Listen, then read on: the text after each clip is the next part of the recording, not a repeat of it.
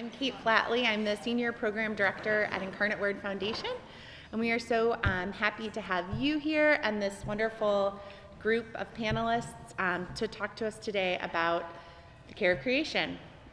We have Jared Opsal, the Executive Director of the Missouri Coalition for the Environment, Rabbi Randy Fleisher from the Central Reform Congregation, Jennifer Quick, a theology teacher at Incarnate Word Academy, Katie Houck, the Executive Director for Urban Harvest STL, and Karen Nickel and Dawn Chapman from Just Moms STL.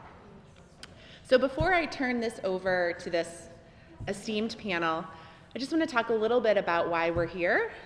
In 2015, Pope Francis wrote a 184-page encyclical entitled Laudato Si. It focuses on the care for the natural environment and all people, as well as the broader question of our relationship between God, humans, and the earth. The subtitle was Care for Our Common Home. Now, I am not a theologian, and Laudato Si could be a course in itself, which you'll hear in a bit, it is. But I did want to provide a little bit of background, and thanks to laudatosimovement.org, I was able to do that.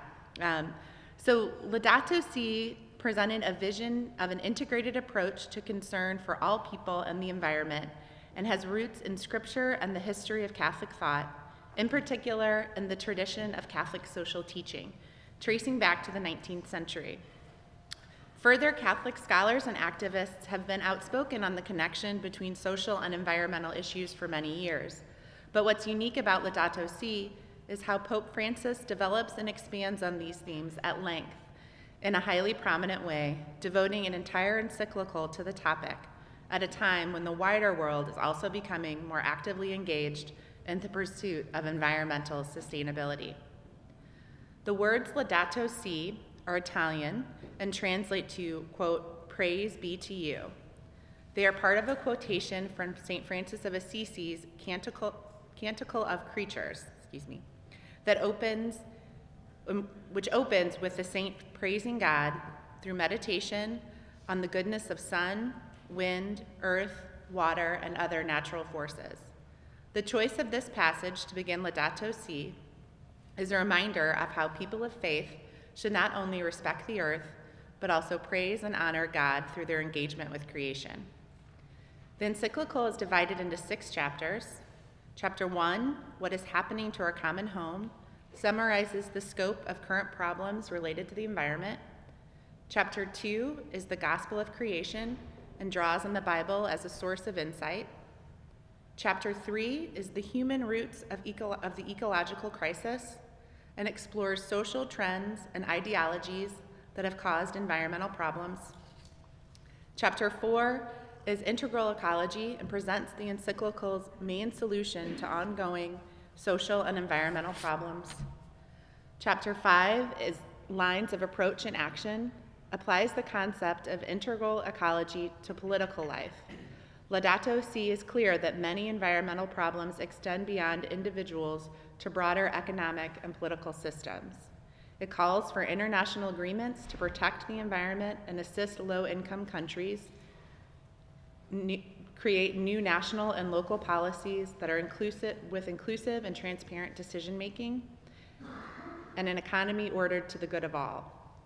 Lastly, Chapter 6, the ecological education and spirituality, outlines steps a person can take in the process of ecological conversion.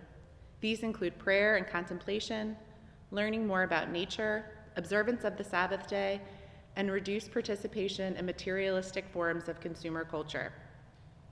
It also is important for people of faith to get involved in politics and work strategically for a positive change. What is also unique about Laudato Si is that it is addressed to every living person on the planet.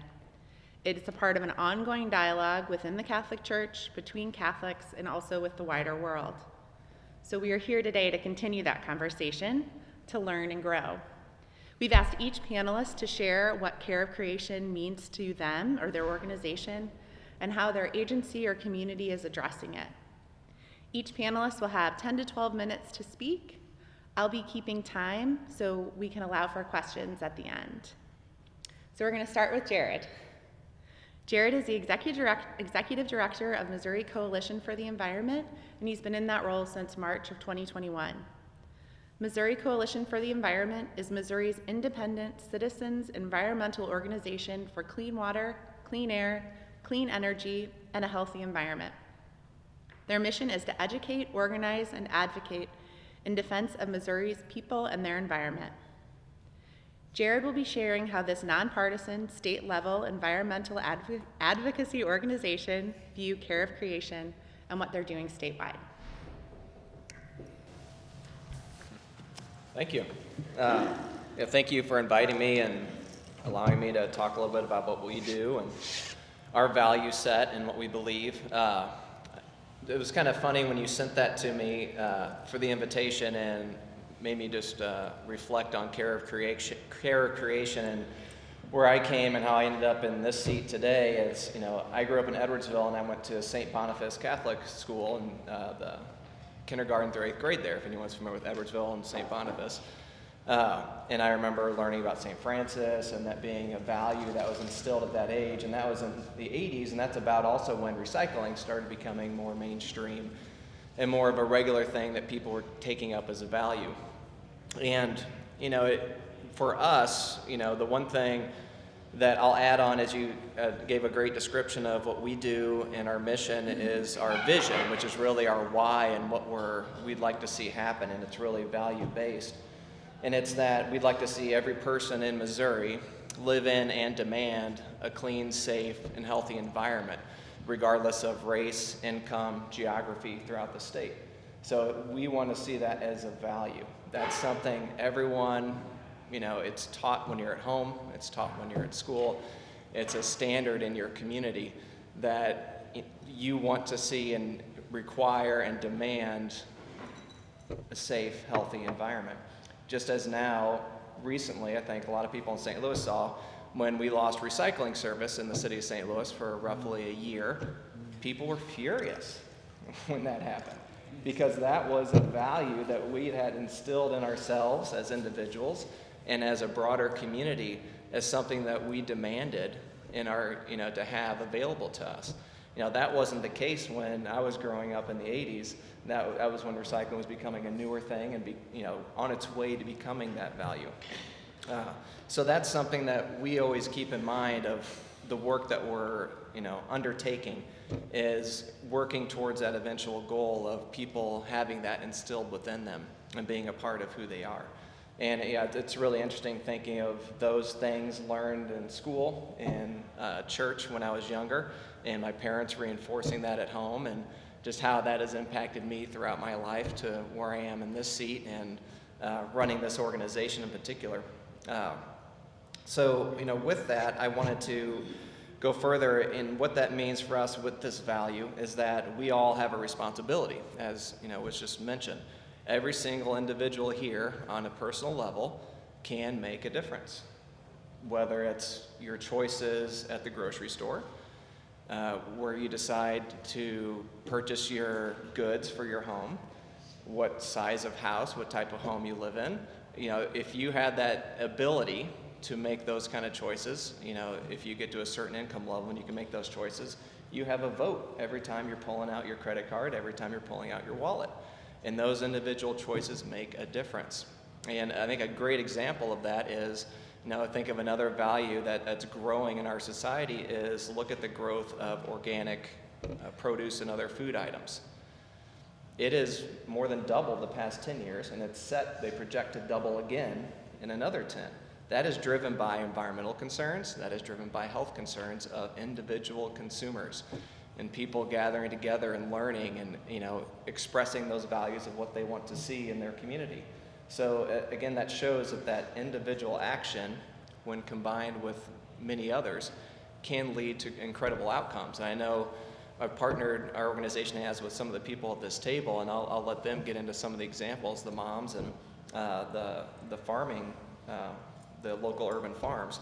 And when those groups get together and they make those individual actions and they start expressing them to their elected officials, to their government officials, to people who are producing goods, those actions of those people start to change to reflect those values.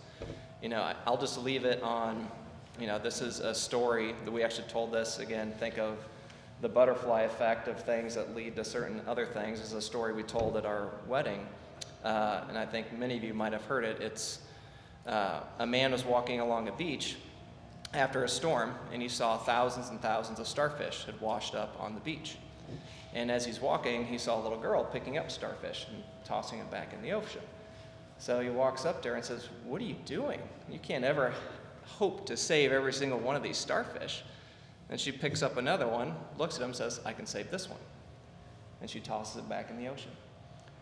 Those individual actions can make a difference. Even if they start off as that one person saving that one starfish, all of a sudden that man now might be impacted, and I'll throw a few in too. And then more and more start joining in, and it starts becoming more of a movement and more of an action. And that's really what we are at our core. We bring, a set of expertise and skills from our staff and the 50-something year history of our organization, being founded just down the street at the Missouri Botanical Garden. And we can help community organizations and other organizations and to bear fruit of issues that they're concerned about and try to find solutions to. Or we might find out something and bring that to them. But it always starts with just that one individual talking about it, trying to get others to their side, and it grows and grows and grows to become a larger impact, and usually a positive one. So that's what I'll leave you with, and let the others take their turns and share what it means to them. Thank you.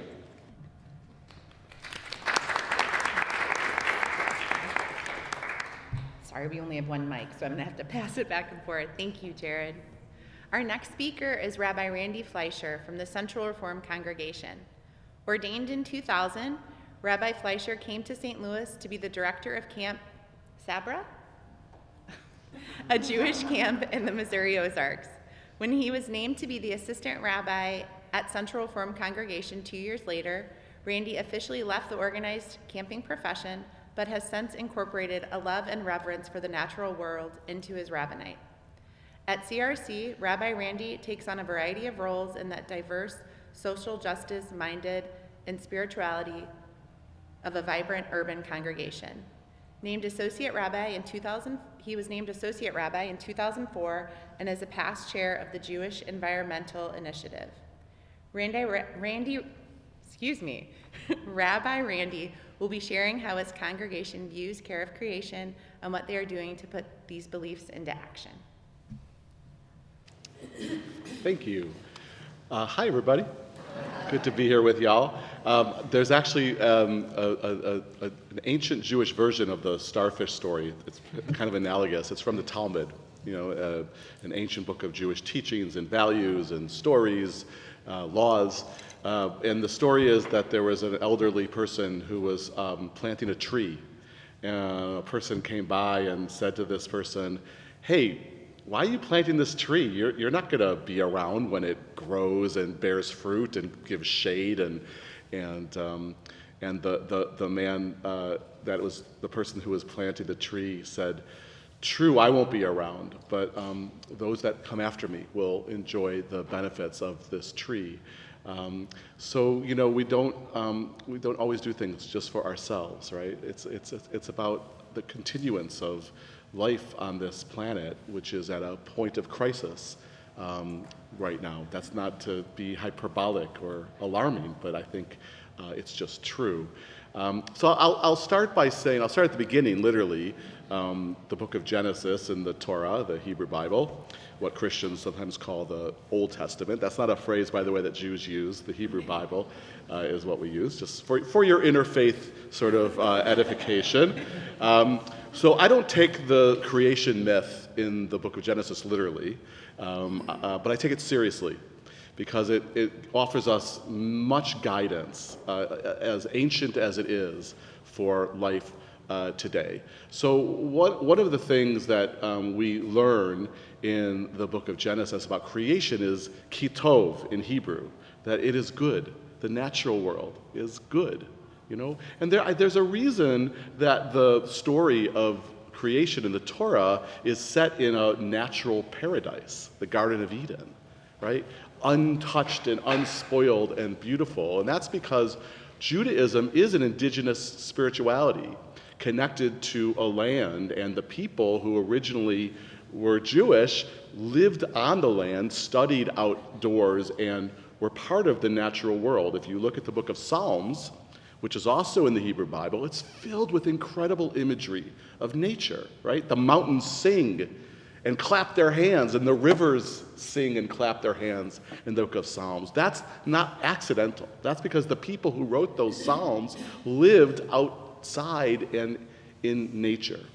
The other part, and this is sort of a Hebrew teaching that comes from the book of Genesis, is the word for human in Hebrew. There's a few words for human in Hebrew, but the very first one is Adam. What does that remind you of?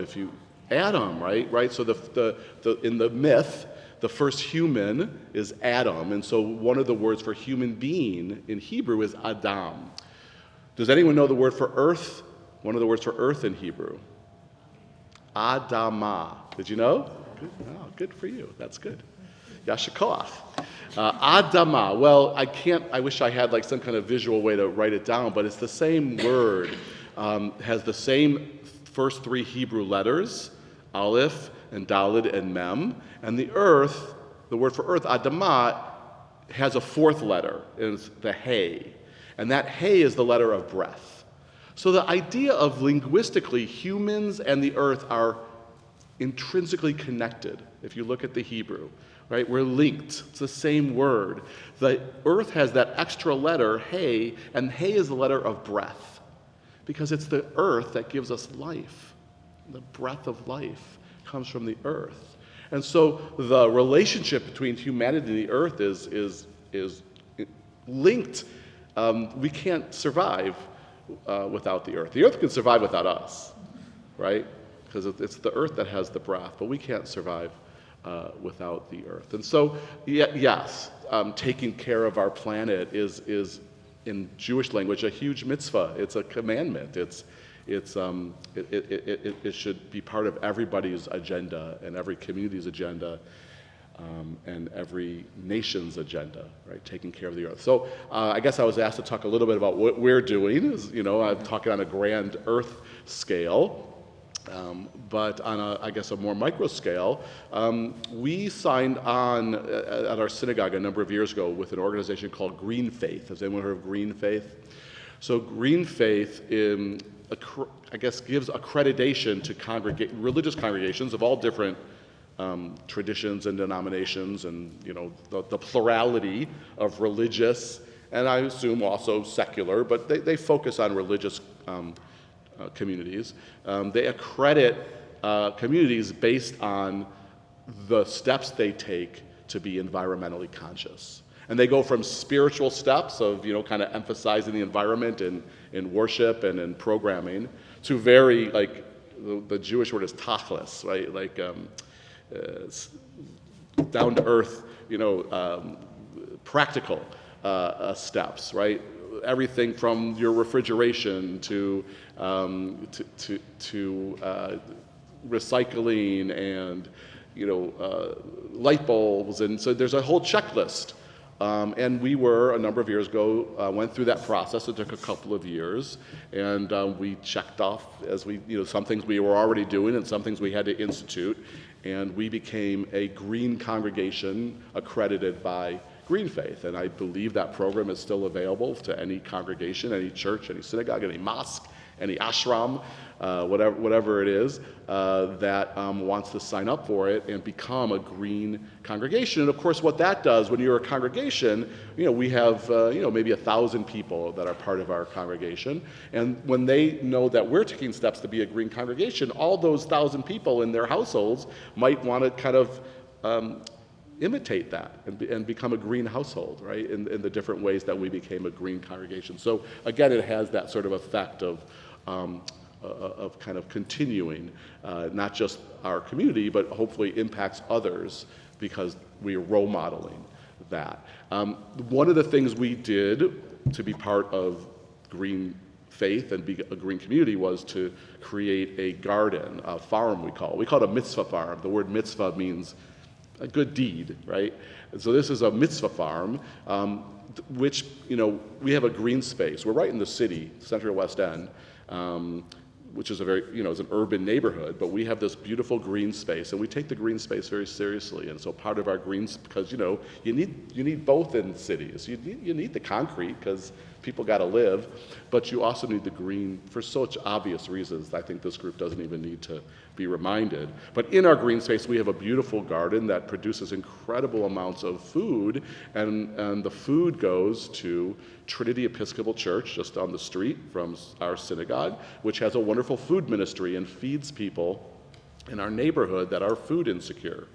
And so before our garden came into being, you know what food pantries generally serve. It's necessary, but cans of food and boxes of food and dried food. Well, now they have fresh produce to give to their clients, to the people that are neighbors who come to get food. And it's not only a mitzvah of tending the earth, taking care of the environment by maintaining this green space, but it also feeds people who are hungry. So there's so many different ways to make an impact. Back to the book of Genesis. We, human beings, are called in that story, Shomrei Adamah, which means guardians of the earth. That's what we all are. We are guardians of the earth. Think of yourself as an earth guardian, an earth warrior. And I believe that will help orient us to what we need to do. The holiday of Hanukkah is coming up in just a few weeks. You can look at that, you can look at any holiday, religious holiday, and give it an environmental sort of spin, I guess, or interpretation. Hanukkah can be looked at as a holiday of conservation. Why? Because they thought they had enough oil to light this is the story, they had enough oil to light the menorah, the Chanukiah, for just one night, and they didn't know what to do because it was supposed to be an eternal light, and it ended up lasting for 8, and they had enough time to get more oil to rededicate the temple after it had been desecrated. Well, that's a story of conservation, right? And conservation is really key at this point to being a Shomrei Adamah, to be a guardian of the earth. It's not finite, what we have, the beauty, the bounty. We need to make it sustainable, so the people who will enjoy the tree that old person planted will enjoy the trees and the earth and everything that we've enjoyed as being part of this planet. We want for others. So that's what it is. Thank you very much. Thank you. Next, we'll hear from Jennifer Quick, theology teacher at Incarnate Word Academy. Jennifer has her Master's of Education in Curriculum and Instruction from Avila University, and she is in the Gonzaga University Masters of Arts in Theology and Leadership program. Her passion for bringing nature into the theology classroom is based on her own experience studying at Henry David Thoreau's Walden Pond, learning alongside her children during her nature programming at YMCA Camp du Nord in the Boundary Waters canoe area, summers spent in the Upper Peninsula of Michigan with her Lutheran pastor grandfather, and her volunteer work as Cub Scout and Girl Scout leader. Jennifer's favorite hymn is "This Is My Father's World." Jennifer teaches a brand new experiential nature and theology course for seniors at Incarnate Word Academy, in which she uses Laudato Si as the primary text. Hello, it's such an honor to be here today, and I told Lauren and Katie, such an amazing audience and a little intimidating. I work at College Church as well, doing youth faith formation, and then of course at Incarnate Word, so I've got 2 bosses here watching me. Good times. But this, again, is such an honor and really a dream come true to be teaching a course that integrates both nature and theology, and being at such a supportive school with such a supportive congregation that's allowing us to give students these experiences. This is a senior level course, and it's been project-based. So each of our units or each of our labs, students have been given projects to do in terms of protecting the environment, using Laudato Si as our text, and they have done the action, and then they come back and reflect. So I'm going to tell you a little bit about the projects that we have done. First project was very, very timely and had impacted a student in our community with the flooding. So we were very aware that we had had a student who was significantly, her family was significantly impacted during the flooding during the summer. So we kicked off studying about St. Louis and our floodplains and how those maybe are not the most efficient, I guess we could say, especially what we saw with the resulting flood.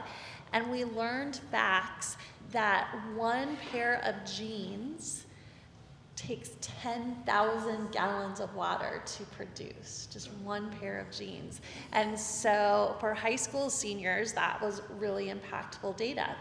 And then they were sent to their Pinterest, their Instagram, to come up with an outfit that they thought was just the bee's knees.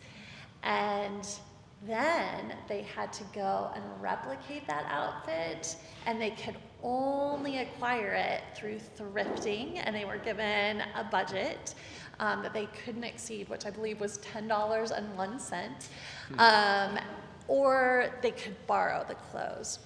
And so then they had a fast fashion show. So the idea of eliminating fast fashion from their wardrobes, not shopping at the Shein kind of websites that are so inexpensive but so detrimental for the environment, that we learned.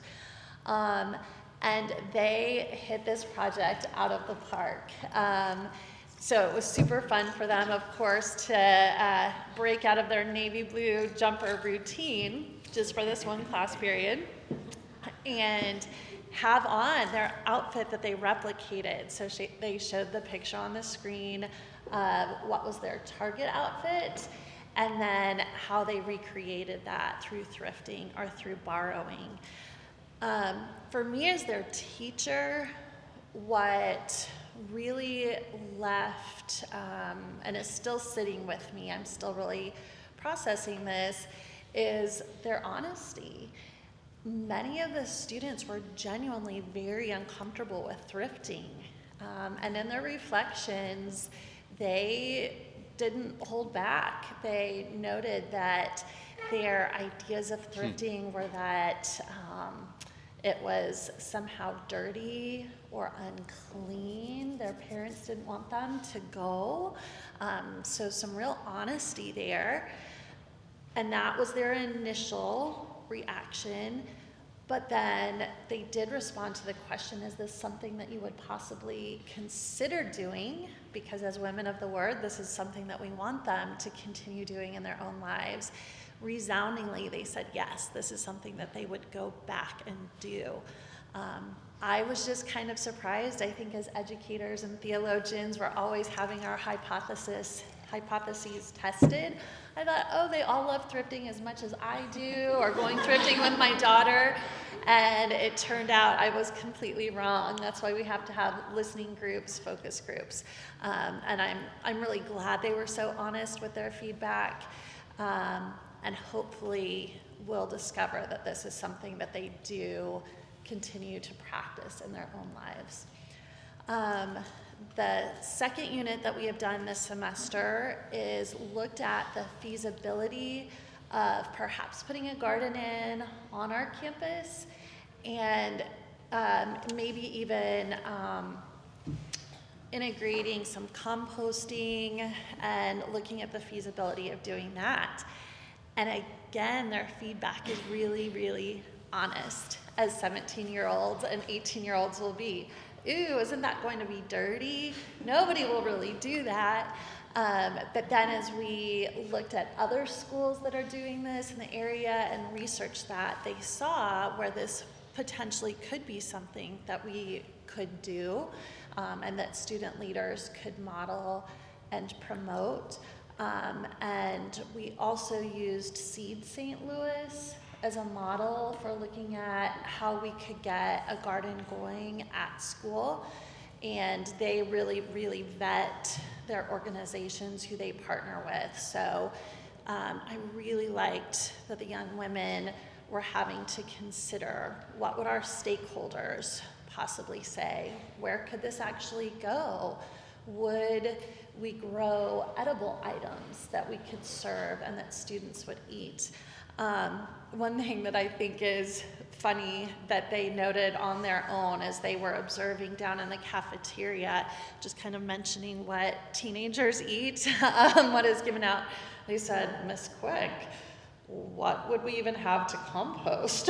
Considering, are we bringing fresh food in, and what are girls packing in their lunches? And I was like, that probably leads us to a bigger discussion as well.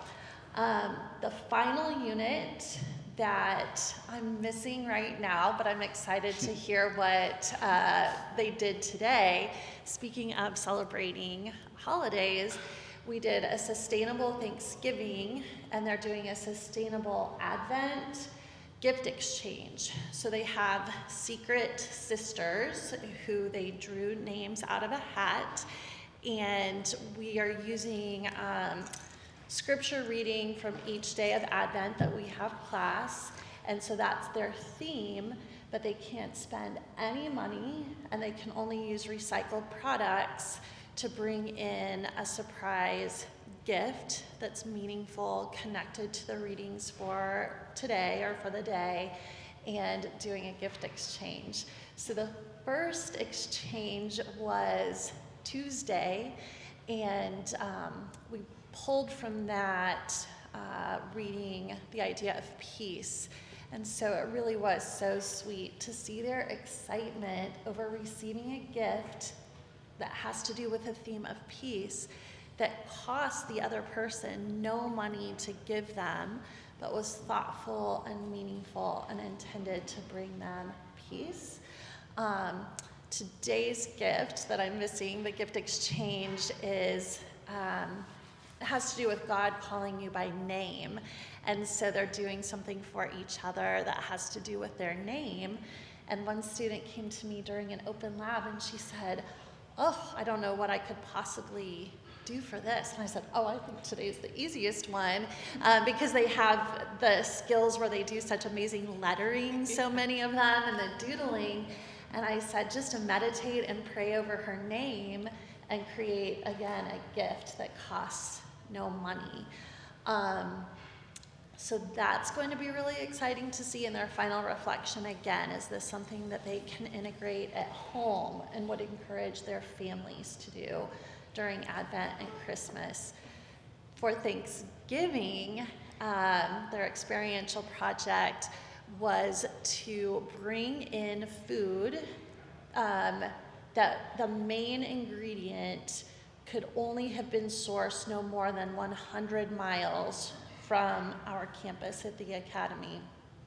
So they ended up being way more creative. I had been really worried, and I was giving them all kinds of ideas and links of where perhaps they could find food.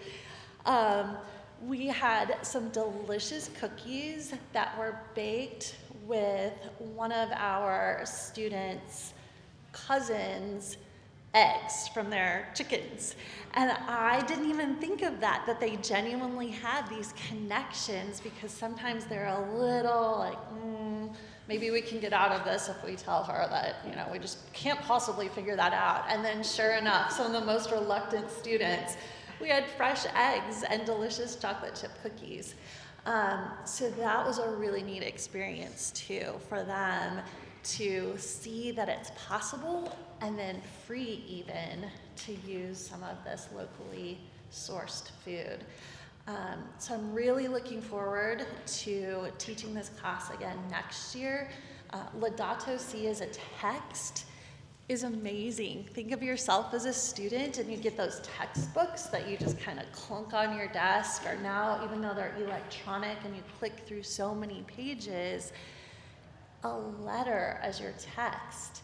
And I don't think they realized how rich this letter was until we really delved into it.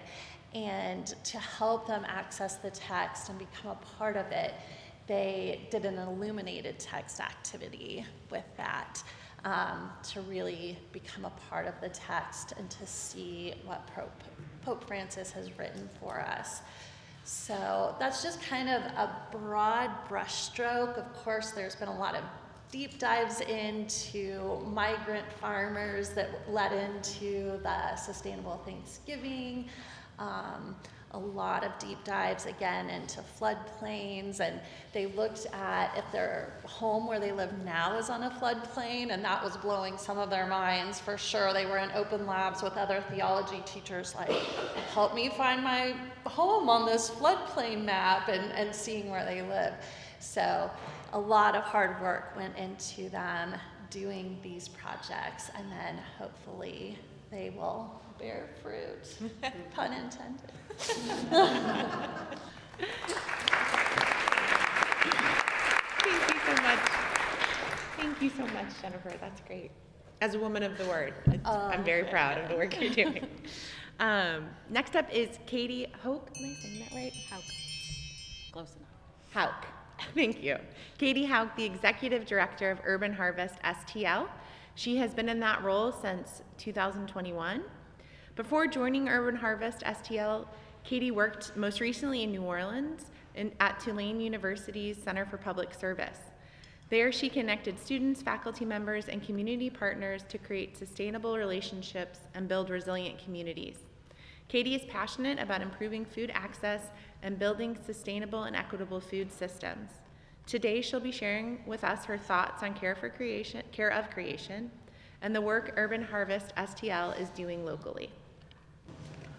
Thank you. Excuse me, I'm getting over a cold. I want to start a little bit with my personal history. So as Kate said, I moved to St. Louis from New Orleans almost exactly a year ago today. It'll be on the 3rd, it'll be a year.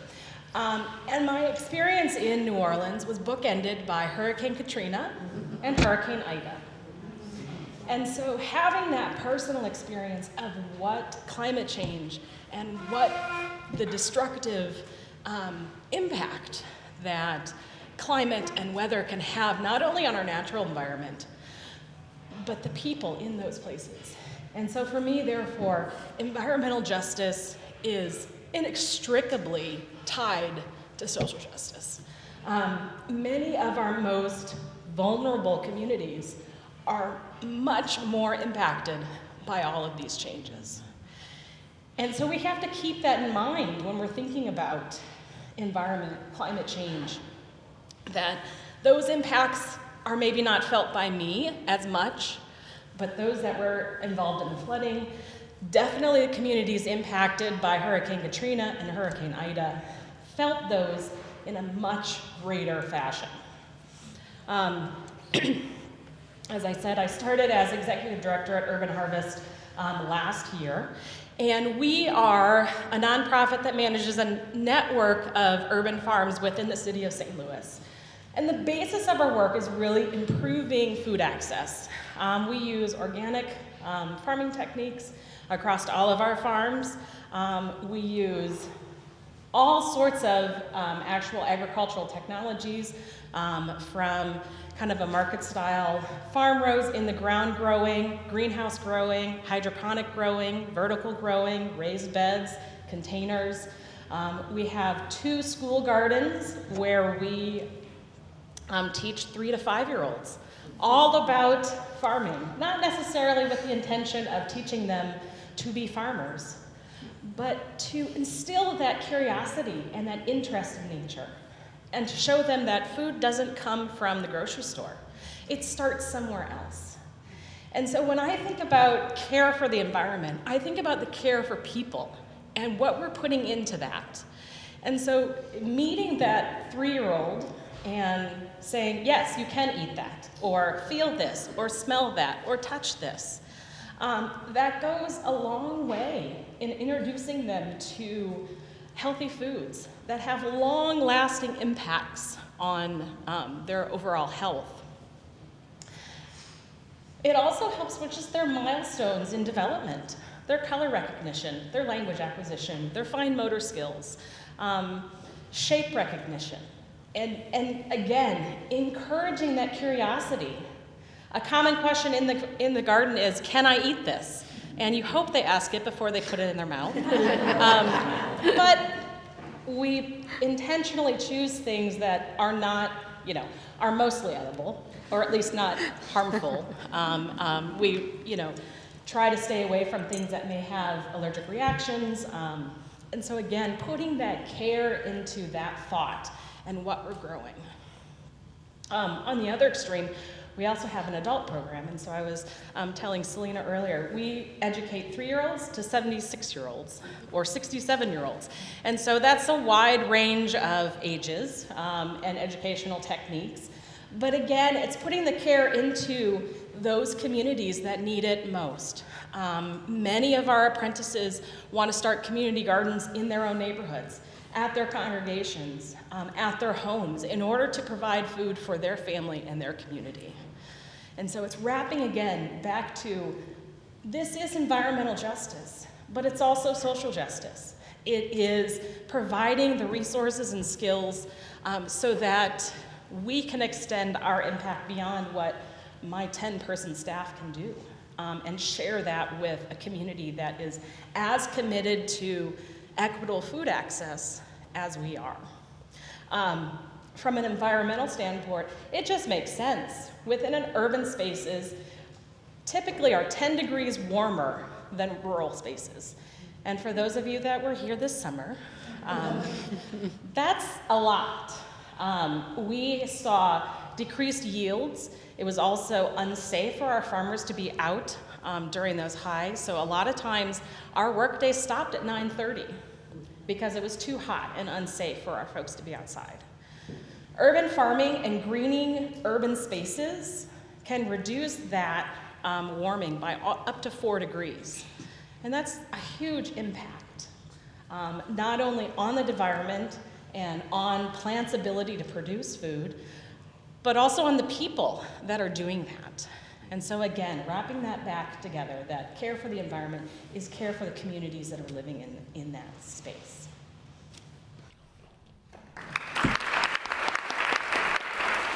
Thank you so much, Judy.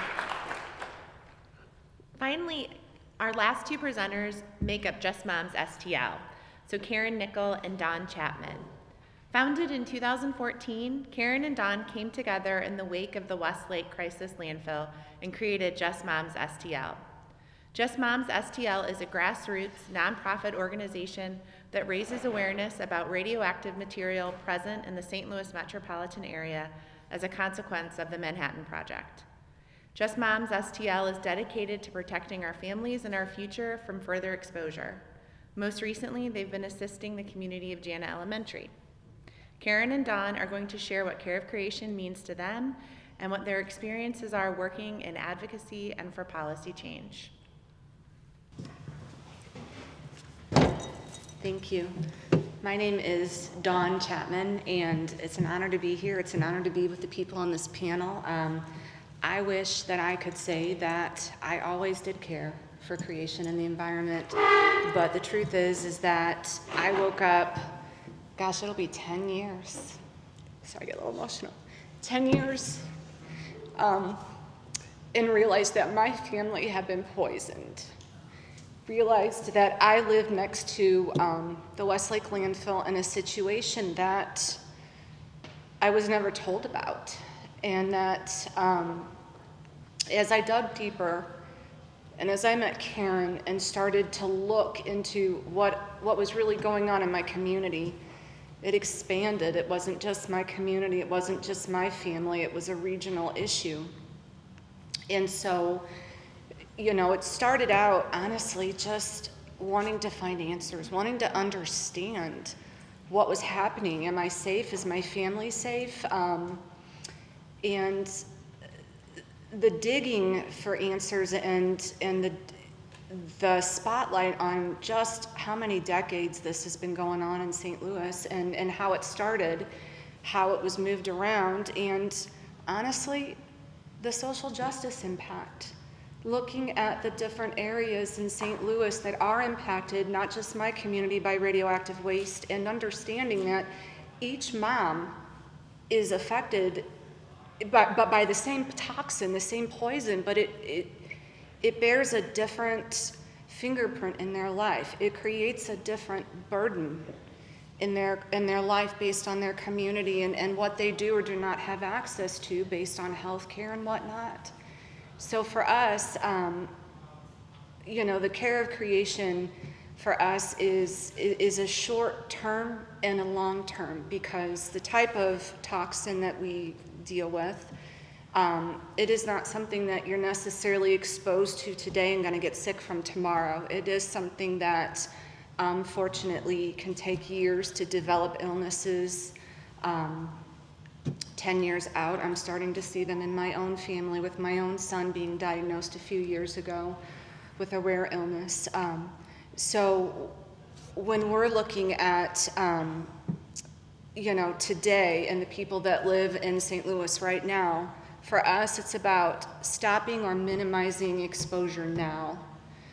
But as an organization and as people who have been impacted, we're aware that the person that's being exposed today will need help 10, 15, 20 years from now.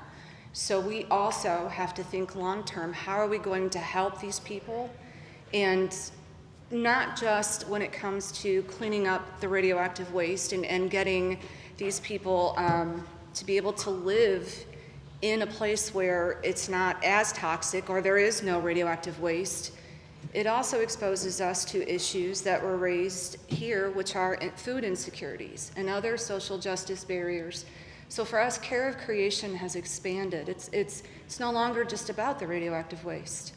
It's hard to look at other communities that have been harmed by the same waste that you have and only focus on that environmental harm and not focus on the other barriers that are there that are hurting them. So it has, to some extent, opened our eyes and given us the opportunity to partner with organizations like MCE and amazing local organizations there that are working on food insecurity issues and are working on ways to get a community access to possibly gardens, but in our situation, right, with the soil being questionable, possibly raised bed gardens, other alternatives that are not going to make them more sick and expose them, as the years go on. So as Kate mentioned, we have been helping out with the Jana community. It has been probably one of the most heartbreaking things for us to watch another group of parents struggle the way that we do. And, because as long as we've been doing this, one of the things, again, with the care of creation is to try and open doors or try and, if we have to squeeze through a door, I'd like to at least think that I'm making it a little bit wider for the next person to get through. But to watch people still struggle to get through those doors, it's hard. It really is. I certainly think that we have made them wider, but I think there's a lot more work to do. So, and it's also a very spiritual journey for Karen and I. We don't often get the ability to talk about what our faith and the push behind the scenes, the ability to get up every day and know, as Rabbi Randy said, it is too late for my kids. They are sick. And I feel that deep sense of failure as a parent, but there will come a time for another parent where it's not too late. And I don't know that I'll be here to see that parent, but, it's kind of doing unto others. I wish so much that I would have had the opportunity to know and been able to protect my kids the way I needed to. And, it's a gift to my kids. It's a gift looking at my kids saying, I'm so sorry that this happened to you, and I didn't know, but Mom's going to work today, and she's going to make sure it doesn't happen to someone else's. So.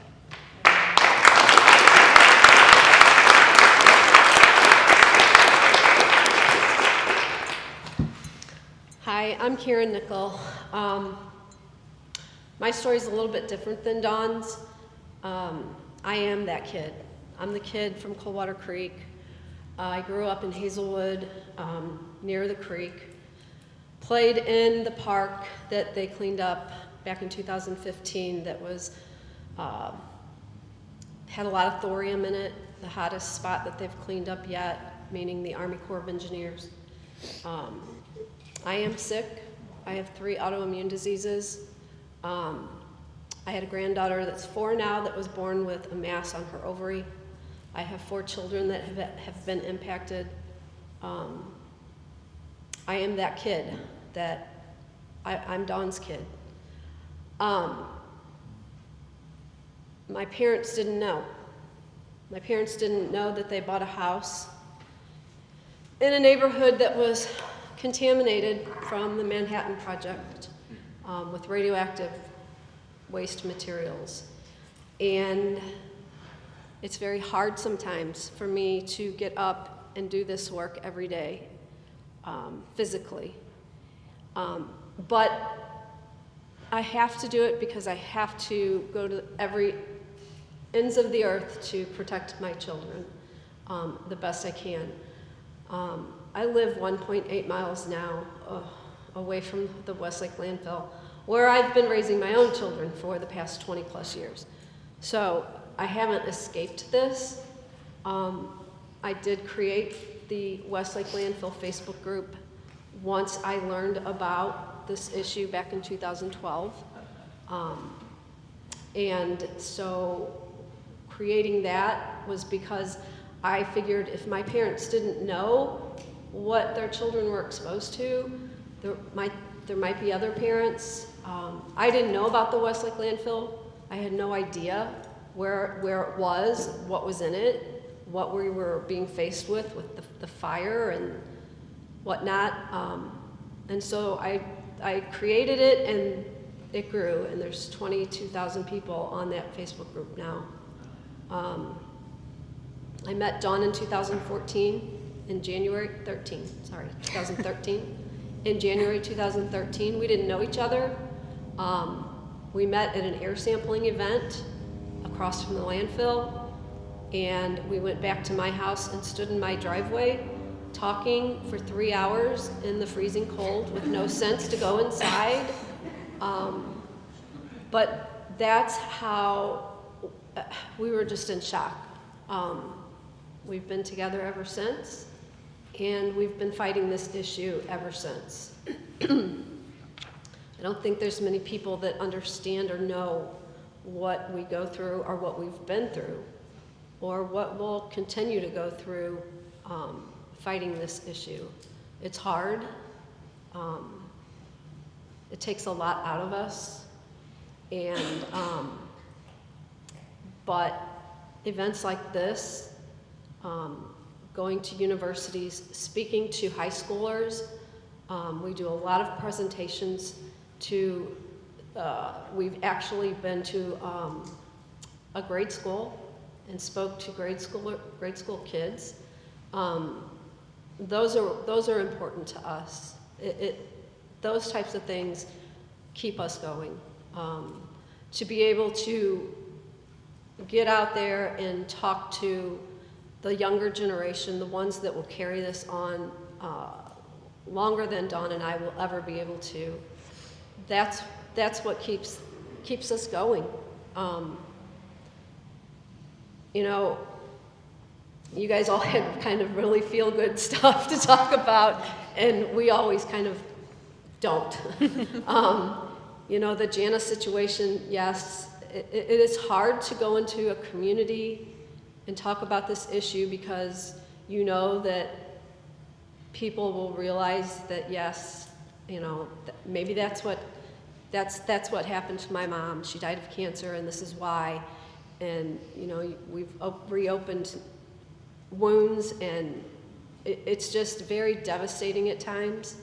And you know, that's never a good feeling for us. Every day we get messages from people on Facebook or social media. Hey, my mom's got this or my dad's got that. Do you think it's from this?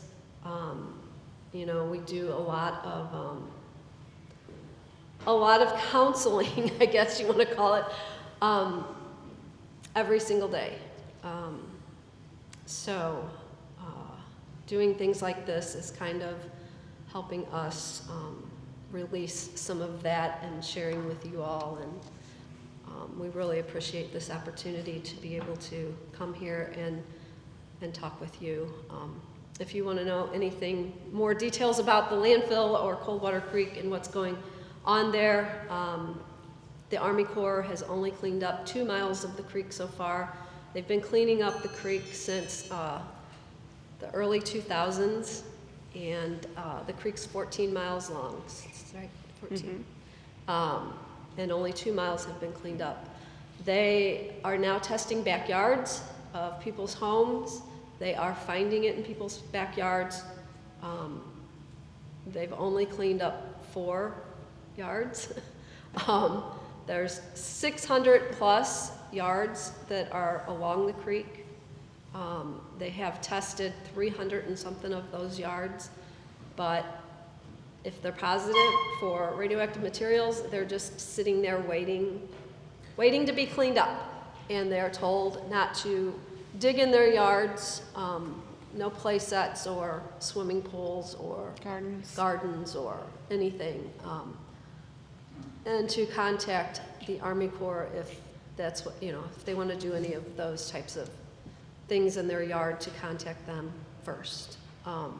So basically, they're pretty much prisoners of their backyard because you don't get to use your backyard. No parent wants to let their child go play in their backyard if there's the potential for atomic bomb waste. We feel like there's no safe level of atomic bomb waste that we would let our kids play on, especially at a grade school. So that's what's going on. If you've seen the news on Jana, you've seen that the Boston Chemical Lab found radioactive material in the school and on the school grounds. You saw that another company found it, but it wasn't at levels that were harmful. And then you found that the Army Corps didn't find anything. So there's that. Westlake Landfill is still on track for cleanup. We will get radioactive materials removed from the landfill. There is a meeting coming up next week or the week after. We're going to get more information. They have finally finished the testing of the landfill, and they know where all the radioactive material's at. It's taken a long time. We pushed for that. It is something that the community pushed for really hard for many, many years, and finally won that battle for them to test and find out where all the material lies. So we'll be finding that information out within the next couple of weeks. Still holding EPA accountable to get that cleanup done, and trying to hold the Army Corps more accountable for their cleanup and transparency issues. So we're still working really hard, and we appreciate all of you, and thank you so much for inviting us. Thank you. I think it's pretty clear to see that all the people up here are people of faith that are getting involved in politics and working strategically for a positive change. So thank you so much for sharing your stories with all of us.